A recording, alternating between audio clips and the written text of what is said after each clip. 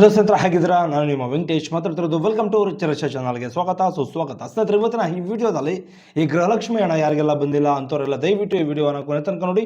ಅದೇ ರೀತಿ ಫಸ್ಟಿಂದ ಹಿಡಿದು ಇಲ್ಲಿ ತನಕ ಗೃಹಲಕ್ಷ್ಮಿ ಹಣ ಯಾರಿಗೆ ಬಂದಿಲ್ವೋ ಅಂಥವ್ರು ನೋಡಬೇಕು. 5, 6, 7ನೇ ಕಂತು ಇನ್ನೂ ಯಾರಿಗೆ ಪೆಂಡಿಂಗಲ್ಲಿ ಇದೆಯೋ ಅಂಥವ್ರು ಸಹ ಈ ವಿಡಿಯೋನ ಪೂರ್ತಿಯಾಗಿ ನೋಡಬೇಕು. ಯಾಕೆ ಅಂದರೆ ಈ ವಿಡಿಯೋದಲ್ಲಿ ತುಂಬ ಮಹತ್ವವಾದಂತಹ ಒಂದು ಮಾಹಿತಿಯನ್ನು ನಾನು ನಿಮಗೆ ತಿಳಿಸ್ಕೊಡುವಂಥ ಒಂದು ಪ್ರಯತ್ನ ಮಾಡ್ತಾ ಇದ್ದೀನಿ. ಬನ್ನಿ ಈ ವಿಡಿಯೋ ಸ್ಟಾರ್ಟ್ ಮಾಡೋಣ. ಸ್ನೇಹಿತರೆ, ಅದಕ್ಕಿಂತ ಮುಂಚೆ ನಮ್ಮ ಚಾನಲ್ಗೆ ಯಾರಾದರೂ ಫಸ್ಟ್ ಟೈಮ್ ವಿಸಿಟ್ ಮಾಡಿದ್ರೆ ಕೂಡಲೇ ಸಬ್ಸ್ಕ್ರೈಬ್ ಮಾಡ್ಕೊಳ್ಳಿ, ಹಾಗೆ ಬೆಲ್ ಐಕಾನ್ ಬಟನ್ ಮೇಲೆ ಕ್ಲಿಕ್ ಮಾಡಿ. ಅದೇ ರೀತಿ ನನ್ನ ವಿಡಿಯೋದ ಒಂದು ಲೈಕ್ ಟಾರ್ಗೆಟ್ ಎಷ್ಟು ಅಂದರೆ ಸುಮಾರು 100 ನನ್ನ ಲೈಕ್ನ ಟಾರ್ಗೆಟ್ ಮಾಡ್ತಾ ಇದ್ದೀನಿ.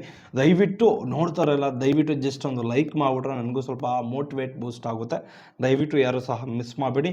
ದಯವಿಟ್ಟು ವಿಡಿಯೋ ಯಾರೆಲ್ಲ ನೋಡ್ತಾ ಇದ್ದಾರೆ ದಯವಿಟ್ಟು ಒಂದು ವಿಡಿಯೋಗೆ ಲೈಕ್ ಮಾಡಿ, ಅದೇ ರೀತಿ ನಮ್ಮ ಚಾನಲ್ಗೆ ಸಬ್ಸ್ಕ್ರೈಬ್ ಮಾಡಿ ಅಂತ ಕೇಳ್ಕೊಳ್ತಾ ಈ ವಿಡಿಯೋವನ್ನು ಸ್ಟಾರ್ಟ್ ಮಾಡ್ತಾ ಇದ್ದೀನಿ. ಅದರ ಮೊದಲನೇ ಪಾಯಿಂಟ್ ಯಾವುದು ಅಂದರೆ, ನೀವೇನಾದರೂ ಗೃಹಲಕ್ಷ್ಮಿ ಹಣ ಅರ್ಜಿಯನ್ನು ಹಾಕಿಸ್ಕೊಂಡು ನಿಮ್ಗೆ ಇನ್ನೂ ಹಣ ಬಂದಿಲ್ಲ ಅಂದ್ರೆ ನೀವೇನು ಮಾಡಬೇಕು? ಅಕಸ್ಮಾತ್ ಒಂದು 5, 6, 7ನೇ ಕಂತಿನ ಈ 3 ತಿಂಗಳ ಹಣ ಬಂದಿಲ್ಲ ಅಂದರೆ ನೆಕ್ಸ್ಟ್ ನೀವೇನು ಮಾಡಬೇಕಾಗುತ್ತೆ? ಅಥವಾ ಒಂದು ಸರಿನೂ ಬಂದಿಲ್ಲ ಅಂದರೆ ನೀವೇನು ಮಾಡಬೇಕು? ಈ ಗೃಹಲಕ್ಷ್ಮಿ ಹಣ ಪಡ್ಕೊಳ್ಬೇಕು ಅಂದರೆ ನೀವು ಏನು ಒಂದು ಮಾಡಬೇಕಾಗುತ್ತೆ? ಮೇಯ್ನಾಗಿ ಸ್ನೇಹಿತರೆ, ನೀವೇನಾದರೂ ಗೃಹಲಕ್ಷ್ಮಿ ಹಣ ಅರ್ಜಿಯನ್ನು ಸಲ್ಲಿಸಿ, ನೀವು ಇನ್ನೂ ಅಪ್ಲಿಕೇಶನನ್ನು ಸಲ್ಲಿಸಿ ನಿಮಗೆ ಹಣ 1 ತಿಂಗಳು ಸಹ ನಿಮಗೆ ಬಂದಿಲ್ಲ ಅಂದರೆ ಮೈನಾಗಿ ನೀವೇ ಕೆಲವೊಂದು ಮಿಸ್ಟೇಕ್ಗಳನ್ನ ಮಾಡ್ಕೊಂಡಿರ್ತೀರ. ಏನು ಮಿಸ್ಟೇಕ್ಗಳಿರ್ತವೆ? ಸೊ ಅದರ ಮೊದಲನೇ ಪಾಯಿಂಟ್ ಯಾವುದು ಅಂದರೆ, ನೀವು ಅಪ್ಲಿಕೇಶನನ್ನು ಹಾಕ್ಸಿರ್ತೀರ, ಅದ್ರ ಸ್ಟೇಟಸ್ ರಿಜೆಕ್ಟ್ ಆಗಿದೆಯಾ ಅಥವಾ ಅಪ್ರೂವಲ್ ಆಗಿದೆಯಾ ಅಂತ ಚೆಕ್ ಮಾಡೋದಕ್ಕೆ ಹೋಗಿರಲ್ಲ. ಫಸ್ಟು ಗೃಹಲಕ್ಷ್ಮಿದು ಅಕ್ಲಾಟ್ಮೆಂಟನ್ನು ತೊಗೊಂಡು ಅದು ರಿಜೆಕ್ಟ್ ಆಗಿದೆಯಾ ಅಥವಾ ಅಪ್ರೂವಲ್ ಆಗಿದೆಯಾ ಅಂತ ಬರದೇ ಇರೋರು, ಅರ್ಥ ಆಯ್ತಾ? ಒಂದು ಸರಿನೂ ಬರದೇ ಇರೋರು ಚೆಕ್ಔಟ್ ಮಾಡ್ಕೊಳ್ಳಿ.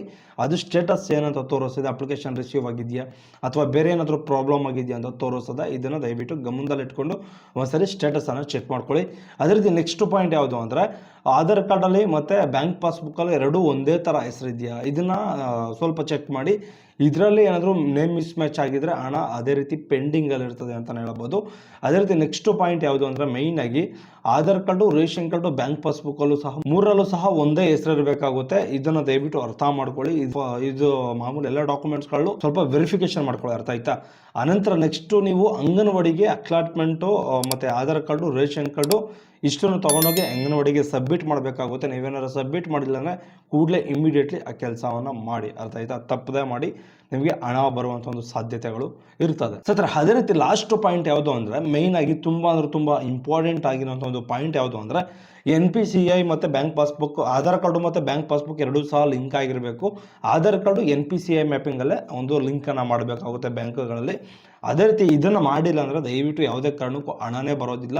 ನಿಮ್ಗೇನಾದ್ರು ಹಣ ಪೆಂಡಿಂಗ್ ಇದ್ದರೆ ಇದನ್ನೆಲ್ಲ ವೆರಿಫಿಕೇಷನ್ ಮಾಡ್ಕೊಳ್ಳಿ, ಮತ್ತು ಇದನ್ನು ಕ್ಲಿಯರ್ ಮಾಡಿಕೊಡುವಂಥ ಒಂದು ಪ್ರಯತ್ನ ಮಾಡ್ತಾರೆ, ಅರ್ಥ ಆಯ್ತಾ?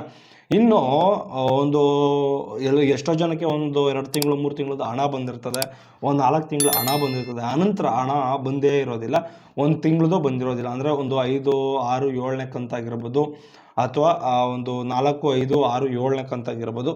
ಇಂತಹ ಒಂದು ಅಮೌಂಟು ಯಾರಿಗೂ ಸಹ ಬಂದೇ ಇರೋದಿಲ್ಲ. ಯಾಕೆಂದರೆ ಸ್ಟಾರ್ಟಿಂಗಲ್ಲಿ 1-2 ತಿಂಗಳು 3 ತಿಂಗಳು ಬಂದಿರ್ತದೆ, ಆನಂತರ ಬಂದಿಲ್ಲ ಅಂದರೆ ನೀವೆಲ್ಲ ಏನು ಮಾಡಬೇಕು ಅಂದರೆ, ಮೇಯ್ನಾಗಿ ತುಂಬ ಅಂದರೆ ತುಂಬ ಇಂಪಾರ್ಟೆಂಟ್ ಆಗಿರುವಂಥ ಒಂದು ಮಾಹಿತಿ ಅಂತಲೇ ಹೇಳ್ಬೋದು.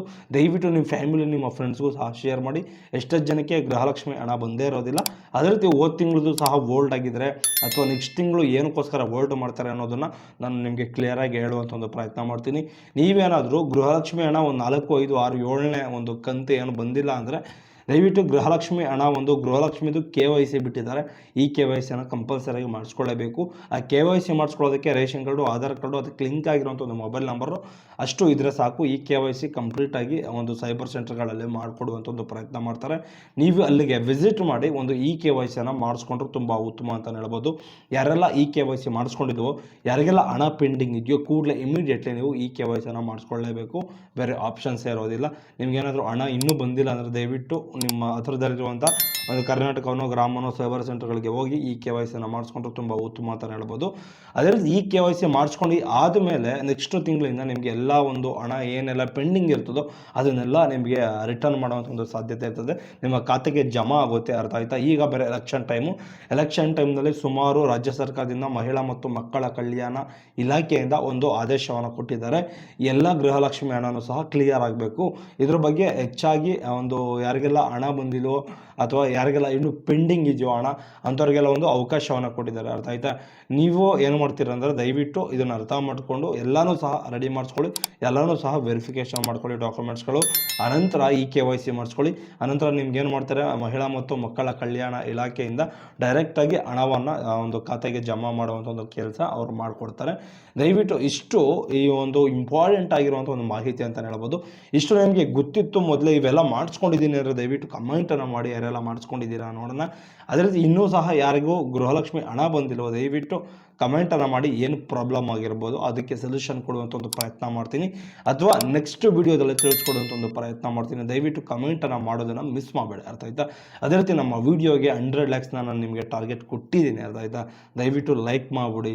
ಅದೇ ರೀತಿ ನಮ್ಮ ಚಾನಲ್ಗೆ ಯಾರಾದರೂ ಫಸ್ಟ್ ಟೈಮ್ ವಿಸಿಟ್ ಮಾಡಿದ್ರೆ ಕೂಡಲೇ ಸಬ್ಸ್ಕ್ರೈಬನ್ನು ಮಾಡ್ಬಿಡಿ. ಅದೇ ರೀತಿ ಬಾಯ್ ನೆಕ್ಸ್ಟ್ ವಿಡಿಯೋದಲ್ಲಿ ಇದೇ ರೀತಿ ಯಾವುದಾದ್ರೂ ಅಪ್ಡೇಟಿಂಗ್ ವಿಚಾರಗಳಿದ್ರೆ ತಿಳಿಸ್ಕೊಡುವಂಥ ಒಂದು ಪ್ರಯತ್ನ ಮಾಡಿ. ಬಾಯ್ ನೆಕ್ಸ್ಟ್ ವಿಡಿಯೋದಲ್ಲಿ ಸಿಗೋಣ. Love you all. ಬಾಯ್.